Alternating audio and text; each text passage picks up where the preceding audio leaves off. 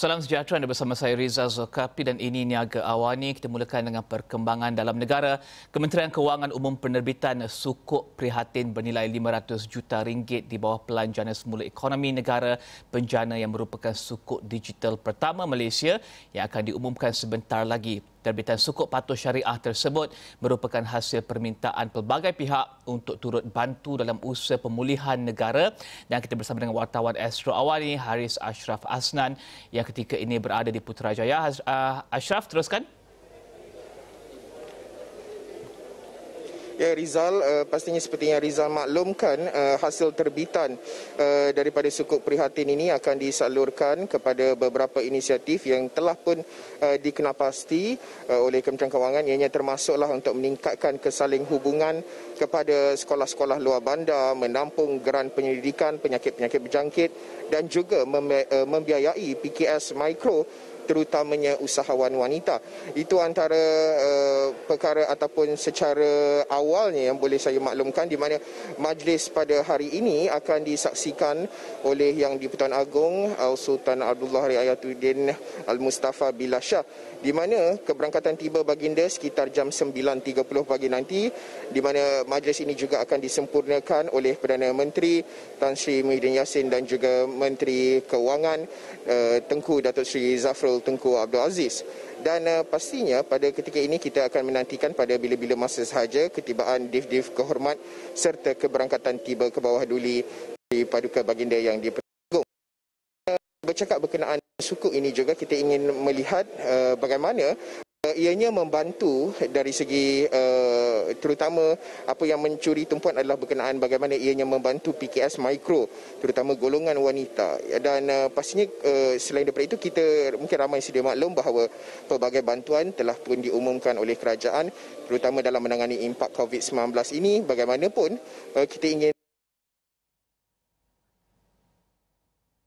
penyertaan mereka, permohonan itu, kerana kadang-kala wujud juga isu apabila tidak banyak ataupun pelbagai bantuan ditawarkan tetapi tidak ramai yang memohon bantuan-bantuan tersebut.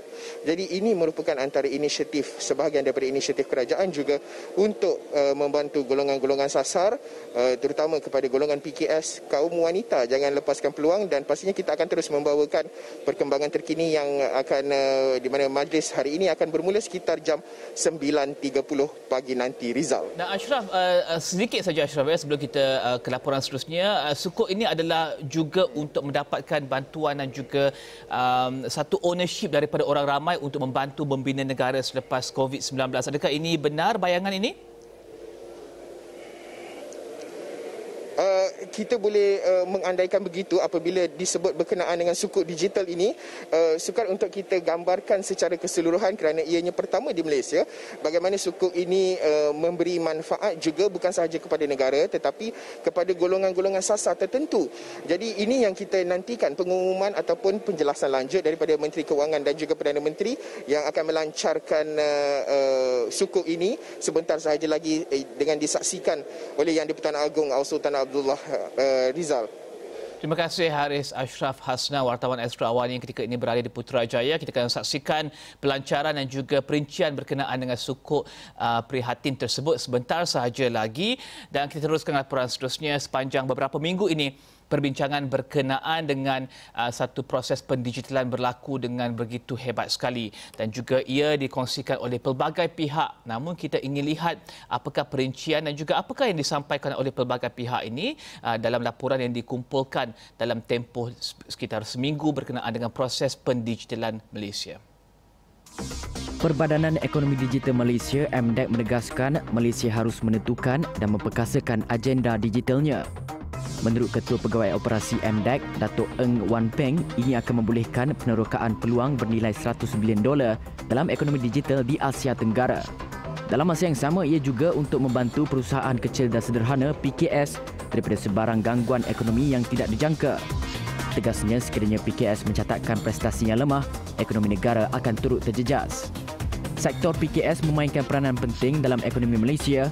Ia merangkumi 98.5% pertumbuhan perniagaan di Malaysia dan menggaji lebih daripada 66% tenaga kerja. Eng berkata walaupun minat terhadap transformasi pendigitalan semakin meningkat di kalangan PKS, tetapi sebilangannya masih bimbang dengan kos penggunaannya. Selain kos, PKS turut meluahkan kebimbangan mengenai kekurangan infrastruktur dan pengetahuan. Sementara itu, kerajaan dijangka umum Pelan Induk Ekonomi Digital pada Oktober depan sebagai satu inisiatif mengembangkan semua sektor termasuk bukan pembuatan di negara ini. Menurut Menteri di Jabatan Perdana Menteri Ekonomi Datuk Seri Mustafa Mohamed, pada tahun lepas, Kementerian Perdagangan Antarabangsa dan Industri (MITI) telah memperkenalkan dasar Industry Forward, tetapi ia hanya melibatkan sektor pembuatan. Beliau berkata kerajaan juga sedang menyelaraskan agensi yang terlibat dalam perkembangan sektor digital berikutan pihak yang terlibat dalam sektor itu kini terlalu banyak. Pandemik COVID-19 telah mempercepatkan pendigitalan dalam organisasi. Menurut kaji selidik dilakukan oleh Deloitte sebelum penularan wabak itu, organisasi mungkin melihat pendigitalan tidak perlu diberi keutamaan. Ini kerana ada organisasi yang menganggapnya sama ada ia sebagai sebuah misi yang bagus atau mustahil untuk dilaksanakan berikutan cabarannya. Tambahnya sudah jelas bahawa organisasi dengan ruang kerja digital dapat mengurangkan gangguan di tempat kerja ketika PKP, manakala organisasi yang tidak menggunakan teknologi digital harus menggunakan peralatan digital dengan pantas untuk menyambung semula aktiviti perniagaan. Menurut kaji selidik itu, Deloitte berkata lebih daripada 1/3 respons menunjukkan bahawa organisasi mereka telah mengalami insiden penipuan dalam tempoh 12 bulan lepas atau menjangkakan lebih banyak insiden penipuan dalam beberapa bulan akan datang.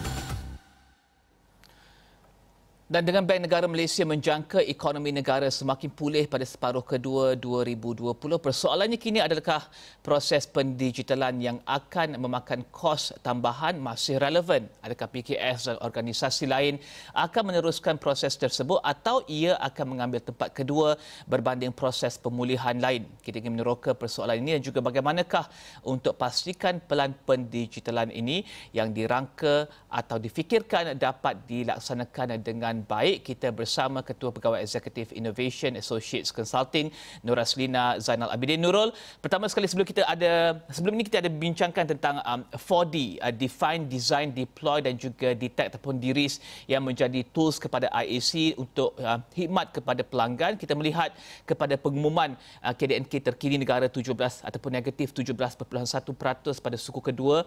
Tentunya ini akan berikan kerisauan kepada perniagaan yang ingin lihat kepada proses pendigitalan. Apakah yang IAC akan katakan kepada syarikat yang mungkin berfikir dua kali untuk lakukan proses pendigitalan dalam tempoh ketidaktentuan ini? Rizal, selamat pagi. I think di dalam era kita mendapati bahawa pengucupan ekonomi dijangka akan berlaku, tidak disalahkan bahawa semua business owner akan mengambil langkah pertama dengan menangguhkan agenda digitalisasi mereka. Ini sebagai agenda ikat perut. Kebanyakan daripada kami akan disuruh mengikat perut di dalam zaman contraction ekonomi ini.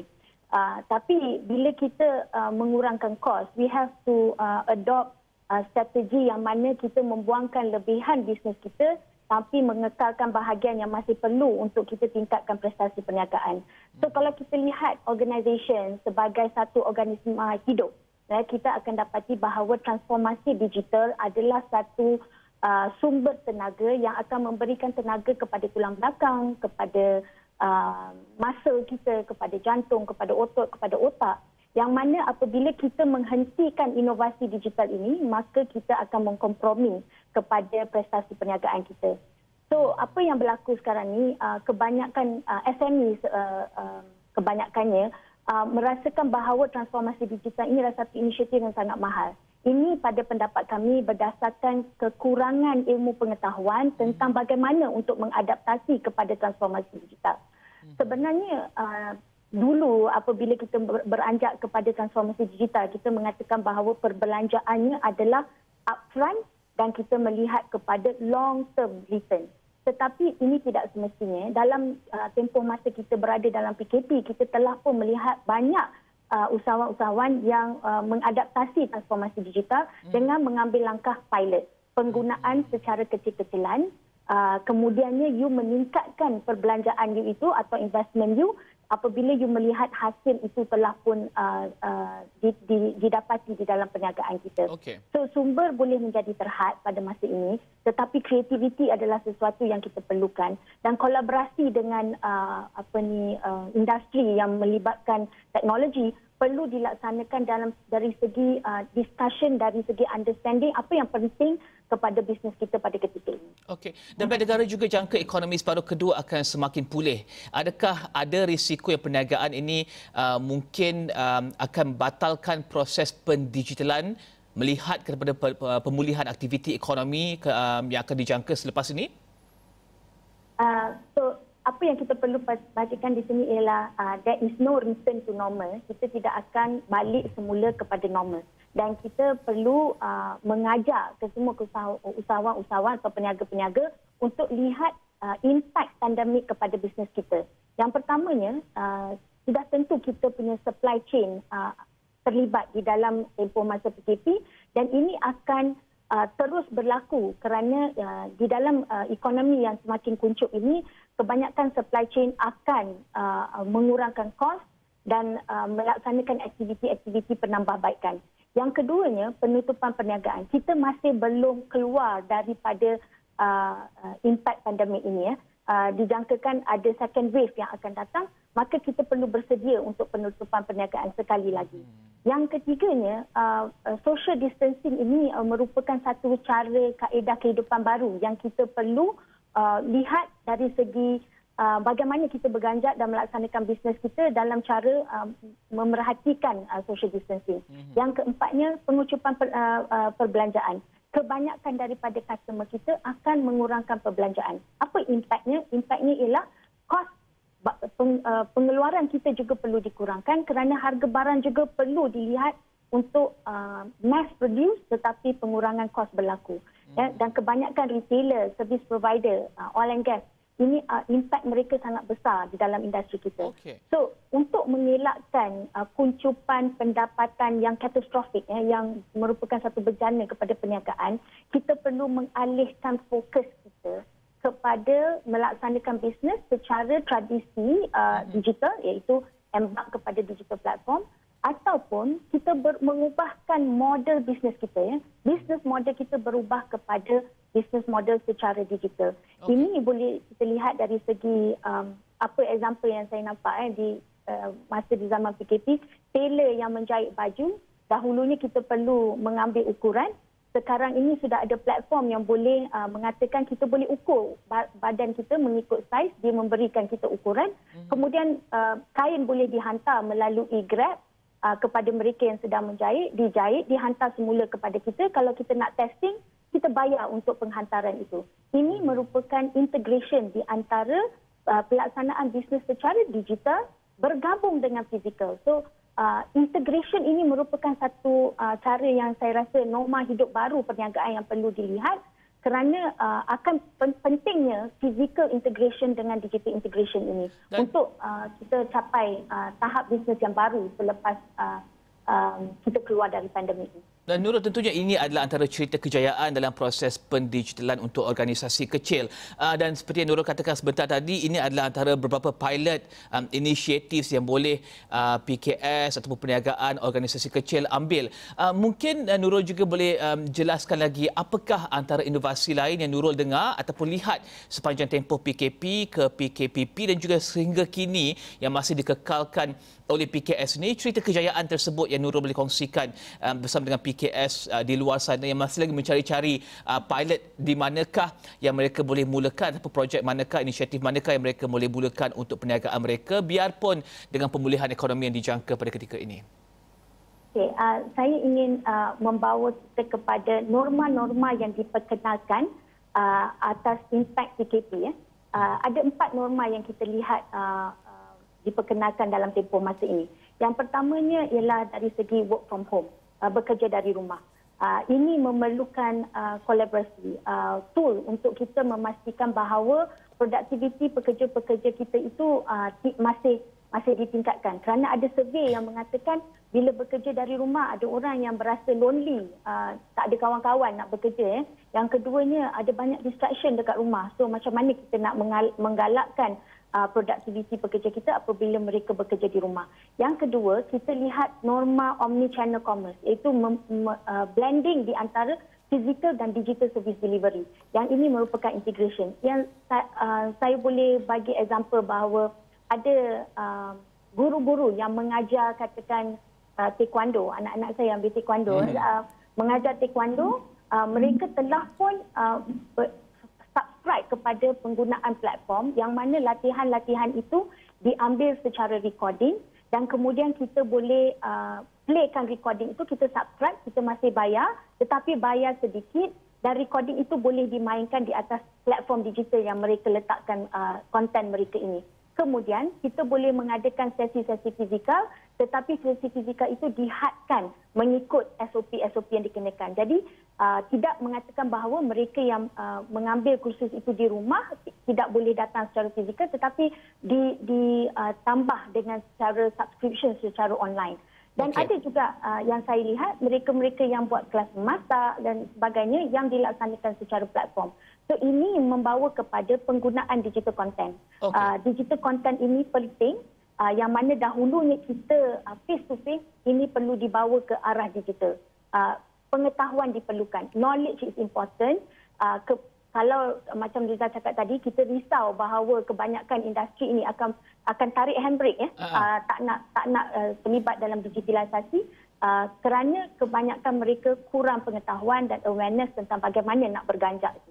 Okey, Nurul, kita akan berehat seketika tetapi kita masih lagi ada selepas ini tempoh 5 ke 4 bulan sebelum berakhirnya tahun 2020 dan juga tentunya dengan perkembangan berkenaan dengan COVID, perkembangan kelaziman baru yang kita lihat ketika ini yang berubah dari masa ke masa.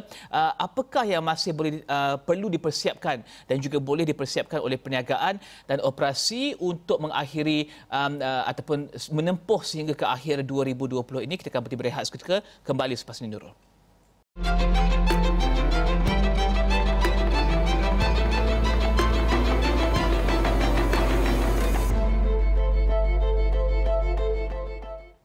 Dan bertemu kembali. Seterusnya, Nurul, kita masih lagi ada 5 ke 4 bulan terakhir 2020 ini. Apakah yang perniagaan dan juga operasi ini boleh lakukan untuk tempuhi beberapa bulan terakhir sebelum akhirnya 2020 ini? Saya ringkas, Nurul. Kita ada 4-5 bulan. Kalau kita tak tingkatkan pendapatan, kita perlu mengurangkan kos. Ini tradisional, Rizal, dalam buat bisnes.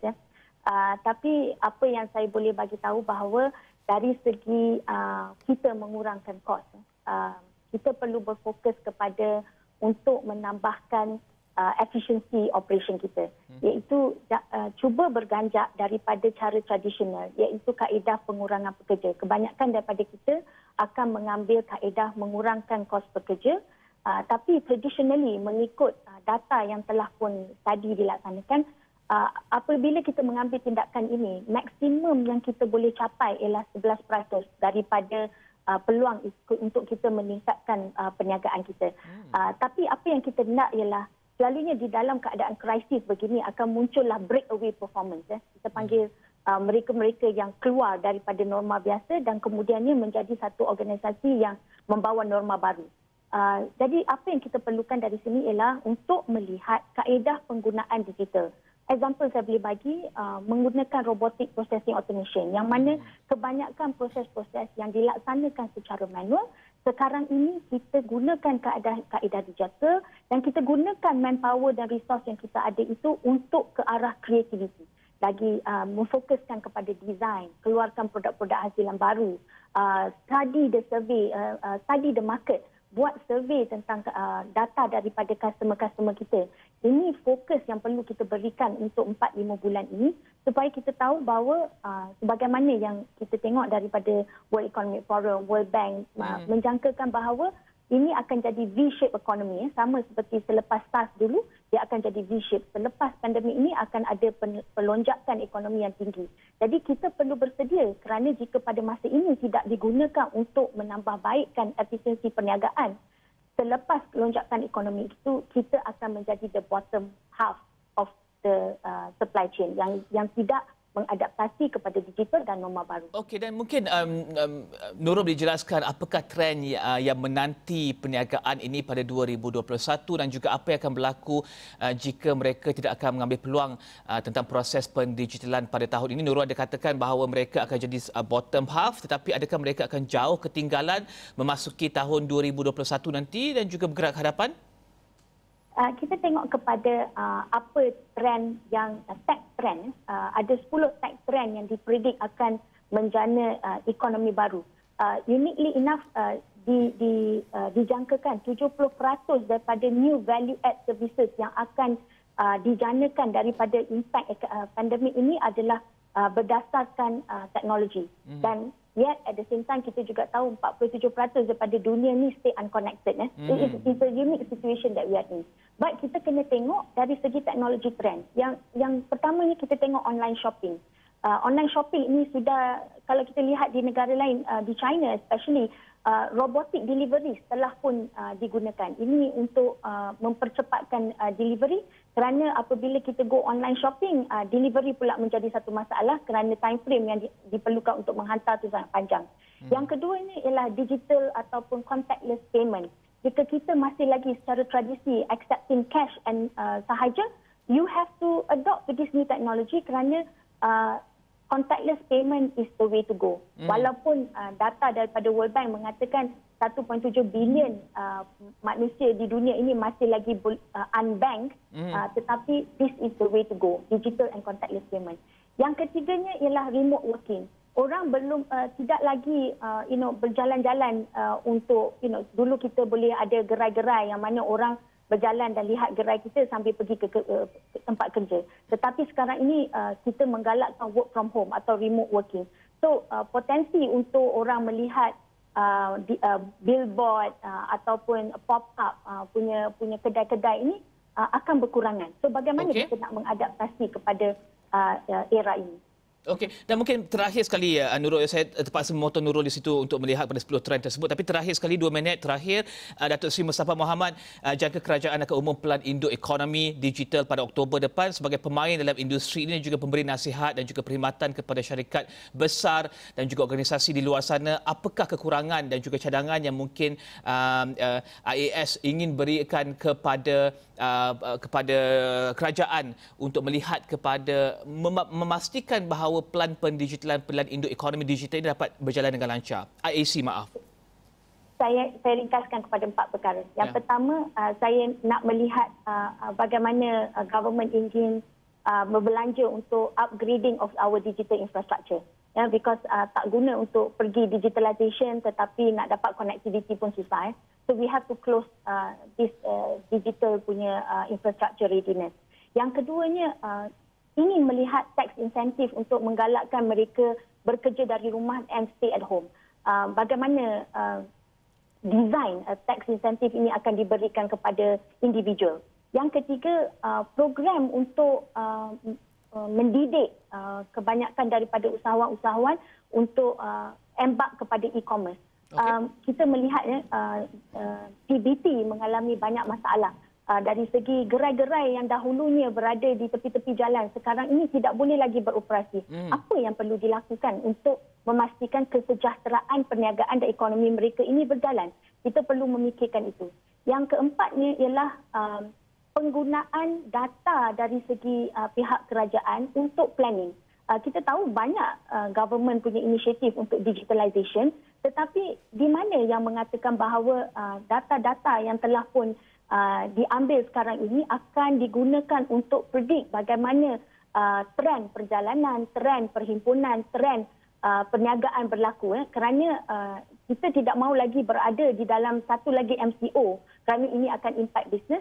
Tetapi jika kita tidak melihat penggunaan data secara meluas daripada pihak kerajaan, kita tidak akan yakin bahawa kita akan selamat daripada the next phase of pandemic ini. Okey, terima kasih Ketua Pegawai Executive Innovation Associates Consulting Nur Raslina Zana Abidin membincangkan berkenaan dengan proses pendigitalan dan juga separuh kedua 2020. Kita teruskan dengan berhenti di sini saja. Saya Rizal Zulkafli, ini Niaga Awani. Teruskan bersama kami di Astro Awani untuk perkembangan terkini berkenaan dengan termasuk antara lain adalah sukuk prihatin yang akan dilancarkan sebentar sahaja lagi. Salam hormat.